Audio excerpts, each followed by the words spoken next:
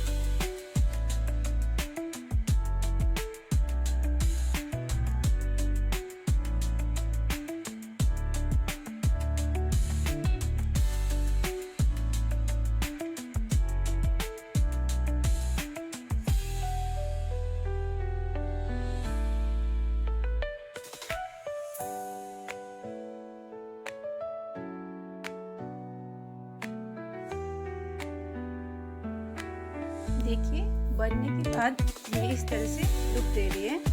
इसको मैं पहले मैं जैगिंग के साथ पहन के बता रही हूँ।